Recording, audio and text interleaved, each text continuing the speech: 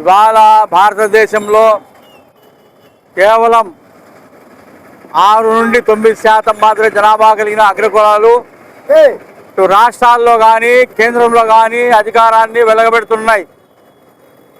మరి అధికారంలో ఉన్న వాళ్ళు ఎవరి కోసం పని చేస్తున్నారు ఏంటంటే మనకు బాగా కనబడుతుంది. అగ్రకులాల కోసం, పెట్టుబడిదారి వర్గాల కోసం, ధనవంతుల కోసం ₹1 ఎకరా భూమి ఇస్తా అన్నారు. మొన్ననే మంత్రి చెప్పారు లోకేష్, రూపాయి కాదు ఎకరా 90 పైసలు తీసేస్తాను నేను అన్నాడు. మేము అడతామయ్యా, మంచి నిర్ణయమా మహానుభావా, నీకు దండం పెడతాం స్వామి, ఊర్లో నీ బొమ్మలు పెడతాం, రాజశేఖర బొమ్మలు పెట్టినట్ల మా బహుజనులకు అందరికీ కూడా ఒక కుటుంబానికి ఒక 4 ఎకరాలు స్వామి, రూపాయితోనే 10 పైసలు ఎక్కువ కాదులే, నువ్వు 90 పైసలు ఎకరా అంటున్నావు, ₹1 ఎకరాతో ప్రతి కుటుంబానికి అణగారిన వర్గాలకు అందరికీ, భూమి లేని పేదలకు అందరికీ ₹1తో ఎకరా 4 ఎకరాలు ఇస్తే నీ బొమ్మలు పెట్టుకుంటామే, వీధిలో బొమ్మలు పెట్టుకుంటామని చెప్పేసి ఈ సందర్భంగా తెలియజేస్తున్నా. ఈ దేశ సంపదను సృష్టిస్తున్న సృష్టికర్తలు ఎవరు? ఎస్టీ, బీసీ, మైనార్టీలు ఈ దేశం కోసం కష్టపడి, ఈ దేశ రక్షణ కోసం త్యాగాలు చేసి ఈ దేశంలో సంపదను సృష్టిస్తే అది అంబానీకు, అదానీలో కట్టబెడుతున్నారు ఇవాళ. ఇది ఎవరబ్బా సొత్తు? అదేవిధంగా నిన్ననే మొన్న రాష్ట్ర ప్రభుత్వం గుంటూరు జిల్లా కాకాని దగ్గర మైనార్టీలకు సంబంధించిన అంజుమన్ వక్ఫ్ బోర్డు భూమి 71 ఎకరా భూమి ఏకంగా ఎవరికో పెట్టుబడిదారులకు ఇచ్చేసింది. ఇది ఎవరు నాయన సొమ్ములు ఇచ్చారు నాకైతే అర్థం కాలే.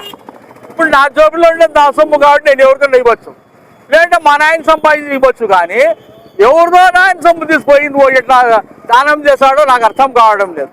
ఇవాళ వేలాది మంది మంగళగిరిలో ప్రదర్శనలు చేస్తున్నారు మైనార్టీలు. మేము చెప్తున్నా ఒకటి, మైనార్టీ సోదరులారా, మనం ఈ సమాజంలో అందరితో కలిసి ఉన్నాం.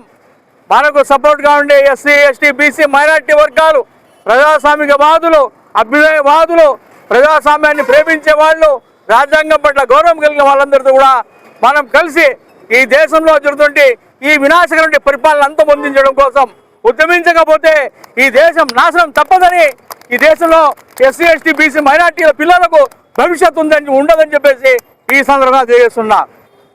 ఇప్పుడు కొన్ని దశాబ్దాల క్రితం మహాత్మా జ్యోతిరావు పూలే గారు మహిళా విద్యను ప్రోత్సహించారు. ఆ కాలంలో డబ్బున్న వాళ్ళు, ధనవంతులు, అగ్రకులాలు తప్పితే పేదలకు చదువు లేదు. ఎస్సీ, ఎస్టీ, బీసీ, మైనార్టీలు చాలామంది చదువు లేదు. ఆ కాలంలో ఆయన ఏం చేశారంటే అందరికీ విద్య ఉండాలా, ప్రత్యేకించి మహిళలకు విద్య ఉండాలని చెప్పేసి మహిళా విద్యను ప్రోత్సహించడం కోసం నడుం బిగించి తన భార్య అనేకమంది అవమానాల్ని అధిగమించారు, అనేకమంది అవమానాల్ని భరించారు, అనేకమంది బాధల్ని అనుభవించారు. ఇవాళ మనం గాన ఆ బాధల్ని మనం తట్టుకోలేం. అటువంటి బాధలు వాళ్ళు ఫాతిమా షేక్ గారు, సావిత్రిబాయి పూలే గారు బజార్ నుంచి వెళ్తుంటే మరుగుదొడ్లలో ఉండే బకెట్లలో పియ్య తీసుకొచ్చి మింద చల్లేవారు, మురుగు కాలాన్ని కలిసి తీసుకొని మింద వేసేవాళ్ళు, కొట్టేవాళ్ళు, రాళ్ళు విసిరేవాళ్ళు, వాళ్ళ మీద కసు వేసేవాళ్ళు. ఎంత దౌర్భాగ్యం ఏంటంటే ఇప్పుడు మళ్ళా అటువంటి దౌర్భాగ్య పరిస్థితి లేదు. ఎక్కడైనా గడ్డం పెట్టుకుంటే ముసలోళ్ళు ఏదైనా బస్సులో కానీ ట్రైన్లో కానీ ఏదైనా చిన్న క్యాపరాలు చేస్తా అంటే ఇవాళ అల్లరి ముగ్గులు చుట్టుకొని ఇట్లా కొడతా అంటే జనం సినిమా చూస్తున్నారు. ఆ విధంగా ఆ కాలంలో కూడా సావిత్రిబాయి పూలే మీద, ఫాతిమా షేక్ మీద ఈ అగ్రకుల దురహంకార పెత్తందారి వర్గాలు దాడులు చేసి, దౌర్జన్యాలు చేసే అందులో సినిమాలు చూసేవాళ్ళు. మరి ఆ పరిస్థితుల్ని మనము కట్టడి చేయాల్సిన బాధ్యత ప్రతి ఒక్క రాజ్యాంగం మీద గౌరవం ఉన్న ప్రతి ఒక్కరి మీద గురుతరమైన బాధ్యతగా ఉందని చెప్పేసి నేను ఈ సోదరుగా తెలియజేస్తున్నా. మరి అదేవిధంగా మనమందరం కూడా మన అడుక్కు తింటే ఒక ముద్ద కూడా దొరకదు. బాబాసాహెబ్ అంబేద్కర్ చెప్పారు, మీరు హక్కులు అనేటివి అడుక్కునేటివి కాదు, యాచించేటివి కాదు, పోరాడి సాధించుకునేటివి హక్కులు అని చెప్పేసి. కాబట్టి ఎస్సీ, ఎస్టీ, బీసీ, మైనార్టీ వర్గాలు, బహుజన వర్గాలు, కమ్యూనిస్టులు ఏకమై ఈ దేశాన్ని రక్షించుకోవాలని చెప్పేసి దానికోసం మనం తుది శ్వాస వరకు పోరాటం చేస్తామని చేసి రాయలసీమ కమ్యూనిస్ట్ పార్టీ తరఫున ఫాతిమా షేక్ గారి జయంతి సందర్భంగా ఆమెకు ఘనమైన నివాళి అర్పిస్తూ సెలవు తీసుకుంటున్నా. కార్యక్రమం జిల్లా మరి కదిరి పట్టణం నందు మహాత్మా జ్యోతిరావు పూలే విగ్రహం వద్ద మరి భారతదేశంలో మగవారితో పాటు మరి ఆడవారు కానీ చదువుకోవాలని చెప్పేసి మరి జనవరి 3వ తేదీ సావిత్రిబాయి పూలే గారి జయంతి జరిగింది. మరి ఆమె సమకాలికరాలు ఫాతిమా షేక్ గారి జయంతి సందర్భంగా ఎస్సీ ఎస్టీ బీసీ మైనార్టీలంతా ఒక్కసారి ఆలోచించండి. ఆనాడు కులానికి మతాలకు మరి కుల మత రుగ్మతులకు వ్యతిరేకంగా అంటరానితనానికి వ్యతిరేకంగా మరి పోరాటం చేసి ఈ రోజుల్లోనే స్త్రీలు చదువుకుంటే ఎందుకు చదువుకుంటారు, మరి స్త్రీలు కానీ ఈ పితృస్వామ్య వ్యవస్థ ఈ బ్రాహ్మణ భావజాలానికి మరి ఈరోజు కానీ మన ఇళ్లల్లో మన ప్రాంతంలో మన దేశంలో మరి విపరీతంగా పురుష దురహంకారం ఉంది. మరి ఆ రోజుల్లో 1848లోనే మళ్ళీ వీళ్ళంతా మరి స్కూళ్ళు స్థాపించి మగవారితో పాటు ఆడవారు కానీ చదువుకోవాలని చెప్పేసి మహాత్మా జ్యోతిరావు పూలే గారు మరి వాళ్ళ సతీమణి సావిత్రిబాయి పూలే గారు ఆమె సమకాలికరాలు మరి ఫాతిమా షేక్ గారు మరి మన దేశంలో దరిద్రం పోవాలంటే మరి పురుషులతో పాటు సమానంగా మనకు న్యాయం కావాలంటే ఆ రోజు వీళ్ళు చదువుకొని మరి మన అట్టడుగు వర్గాలకు చదువు చెప్పితేనే ఈరోజు మనమందరము సగౌరవంగా మనము విద్యా ఉద్యోగాలలో ఆర్థిక సామాజిక రంగాలలో రాణిస్తాము. ఒకసారి ఎస్సీ ఎస్టీ బీసీ మైనార్టీలారా అర్థం చేసుకోండి. ఈ కుల మత దోపిడీ కబ్జాదారుల పార్టీలు మనల్ని నయవంచన చేస్తూ ఉంటాయి. మరి ఇప్పటికీ మనల్ని రెండో పౌరులుగానే చూస్తూ ఉంటారు. మరి కులము మతము దేవుళ్ళ పేరుతో విభజించి పాలిస్తే మరి ఓట్లు వేసుకుంటున్నారు. మరి ఈ కుల మత దోపిడీ కబ్జాదారుల పార్టీలు మనవి కావు.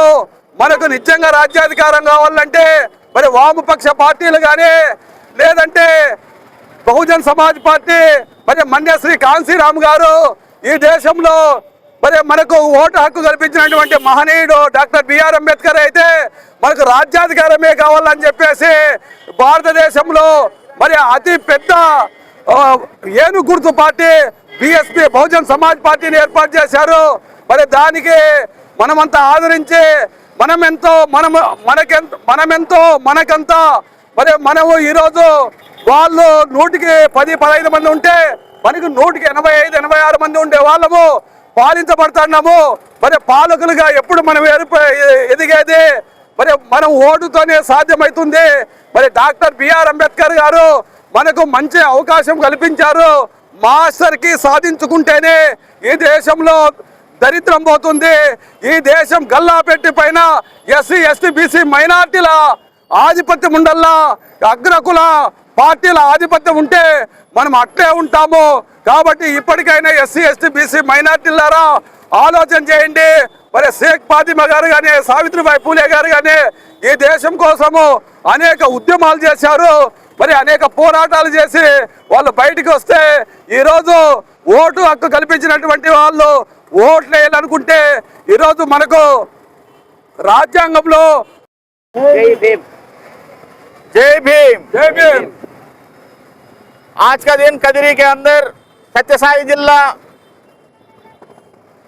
पूले साहब के स्टैचू के सामने यादगिरी प्रसाद और इलियास साहब के निगरानी में ये प्रोग्राम मुंतखब किया गया है। ये प्रोग्राम रखने का मकसद संविधान और जमाने की जाहिलियत, जमाने के अंदर कुर्बानियां सामने लाने के वास्ते ये प्रोग्राम को खासकर मुंतखब किया गया है।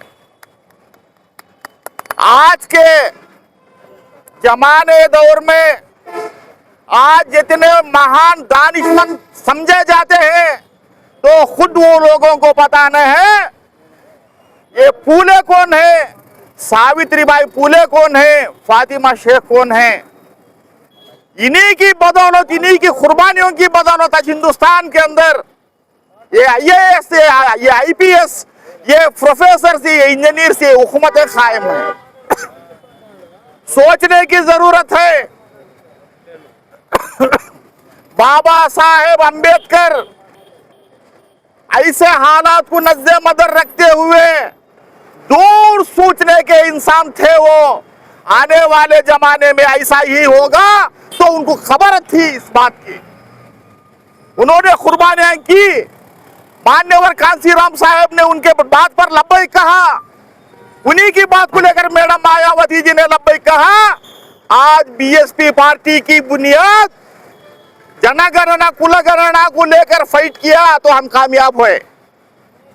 दूसरी बात यह रही, आज संविधान के अंदर लोगों के हुकूक और कानून की बचाने के लिए बाबा साहेब अंबेडकर के अंदर जो राज्यांग में ये ST SC BC माइनॉरिटीज के लिए जो हुकूक है, जो हक है, उनके लिए अगर लड़ती है तो बीएसपी पार्टी है और कोई पार्टी नहीं। ये बीएसपी पार्टी के डर से लोग आज संविधान के अंदर बाबा साहेब अंबेडकर नाम लेते हैं, वरना कुछ नहीं। आज जात के नाम पर, हुलिया के नाम पर, दाढ़ियों के नाम पर भारत देश को ऐसा बनाया गया। कहने वाले कहते हैं कि 70-100 साल हिंदुस्तान की हुकूमत पीछे चले गई, किसी को खबर नहीं। अभी हमारे भाई इलियास साहब बोले अगर हम सब एक नहीं होंगे आने वाले जमाने के अंदर हमारी बुनियाद ही नहीं रहेगी। बार बार बहुजन समाज पार्टी लोगों से यही कहती है, आओ हमारे साथ जुड़ो, हमें सब एक बनेंगे, लड़ेंगे। जब तक मास्टर की हमारे हाथ के अंदर नहीं आएगी, जब तक संविधान के अंदर हमारे लोग जाकर नहीं बैठेंगे, हमको कोई हुक्म और हक मिलने वाला नहीं। इसी के माध्यम में हमारे लीडरों ने अभी तक जो भी बातें बात कर रहे हैं, मैं उनका शुक्र गुजारता हूं। एक बॉल पर जितने लोग अपने वक्तों को कुर्बानी देकर यहाँ जमा हुए, फातिमा शेख की जयंती के नाम पर, ये वही स्टूडेंट हैं, सावित्रीबाई फुले के पहले स्टूडेंट हैं। छुपे छुपे इन्होंने इल्म को हासिल किया, लोगों तक लाने में इनकी जिंदगियों को कुर्बान किया। वही शख्सियत है फातिमा शेख, वो एक माइनॉरिटी से हैं। इन लोगों की कुर्बानियों की बदौलत आज हमें तमाम ये नाम लेवा है, वरना कुछ नहीं होता। आज बीएसपी पार्टी वही बोलती है, तुम लड़ो अपने हुकूक के लिए। जो संविधान के अंदर धज्जियां उड़ाया जाता है बाबा साहेब अंबेडकर के राज्यांगम का, ऐसे लोगों से लड़ो, एक हो। जब तक हमें हुकूमत को हमारे हाथों में लिएंगे नहीं, लड़ेंगे नहीं, हमारे लिए कुछ होने वाला नहीं।